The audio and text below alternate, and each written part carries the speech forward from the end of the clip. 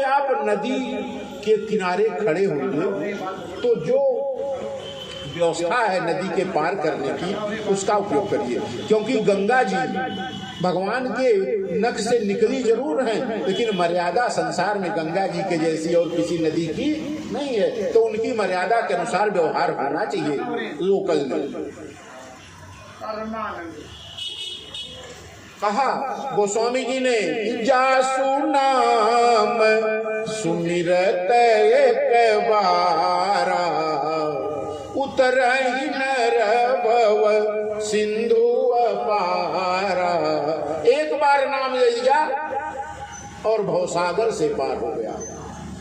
भगवान श्री राम का एक बार नाम ले लिया जिसने वो व्यक्ति भवसागर रूपी संसार से पार हो गया। सोई कृपाल केवट ही निहोरा।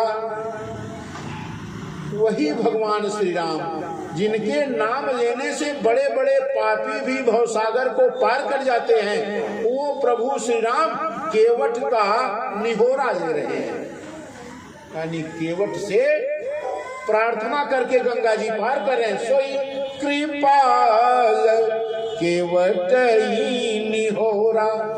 कौन है प्रभु? जहीं जात की हूँ पगते थोरा। वो परब्रह्म जब बलि के यहाँ, महाराज बलि के यहाँ पहुंचे तो 3 कदम में तीनों लोक नाप दिया, और उसी समय ब्रह्मा जी ने जब भगवान का चरण ब्रह्मलोक में गया तो ब्रह्मा जी ने भगवान के चरण को धोकर और अपने कमंडल में रख लिया, और उसी कमंडल से गंगा जी का प्रादुर्भाव हुआ। गंगा जी जब भगीरथ जी जब प्रार्थना करने गए तो ब्रह्मा जी की प्रार्थना की तो उन्होंने कहा, महाराज आप गंगा जी को छोड़िए। तो मैं गंगा जी को छोड़ूंगा, लेकिन गंगा जी की धार इतनी ज्यादा है कि ये पाताल में चली जाएंगी पृथ्वी को भेद कर।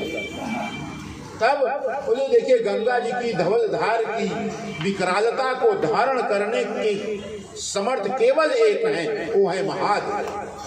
महादेव की आप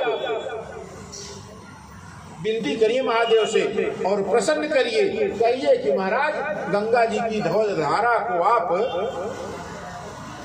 रोकने का प्रयास करिए। भगवान ने कहा ठीक है।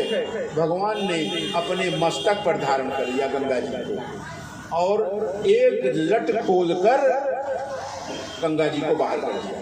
एक लट गंगा जी, एक लट से बाल से गंगा जी को, जिससे गंगा जी की धवल धार 3 दिशाओं में गंगा गई हैं। एक आकाश में गई, आकाश गंगा, एक धरती पर आई तो भागीरथी गंगा, और एक पाताल में गई तो पाताल गंगा।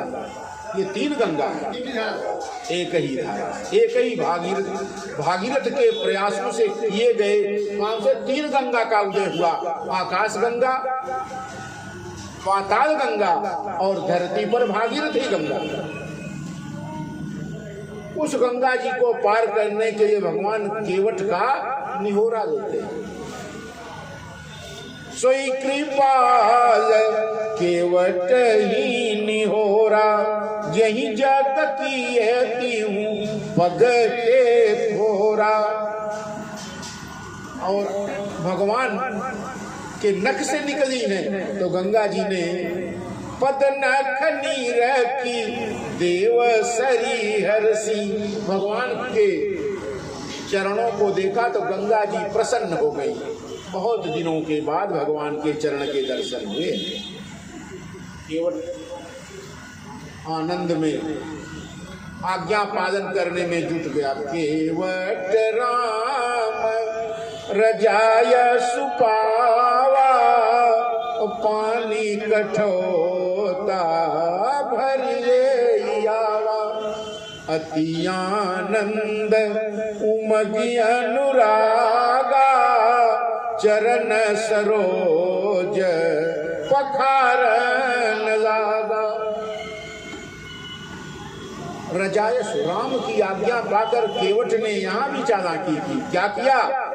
पानी कठोता भरी यही आवा।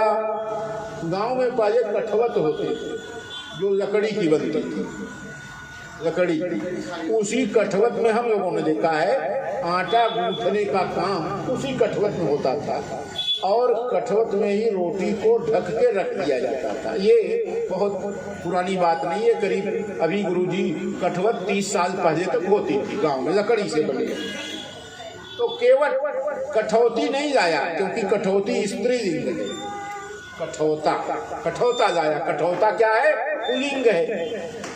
केवट ने सोचा यदि कठौती लेकर चलता हूँ तो अगर इसके मनुष्य बनेगी तो स्त्री बन जाएगी, अब कठौता लेकर चलता हूँ तो अगर इससे कुछ बनेगा तो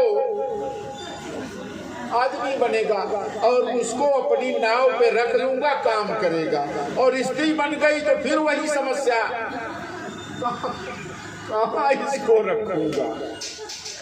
तो केवट कठौता लेकर आया और अत्यानंद उमगी अनुरागा चरण सरोज पखारन लागा। जरा देखिए उसी कठौता में भगवान, कठौता इतनी छोटी लाया कि भगवान के दोनों पैर उसमें एक साथ न रखे जा सके। अब एक पैर उठा लिया भगवान का। भगवान एक पैर पर कोई भी आदमी खड़ा हो तो लड़खड़ाने लगेगा। भगवान लड़खड़ाने लगे तो बोला महाराज आप ऐसा करिए, मेरे सर पे हाथ रख दीजिए, आपको सहारा मिल जाएगा। दुनिया सहारा भगवान का खोजती है और केवट भगवान का सहारा बना।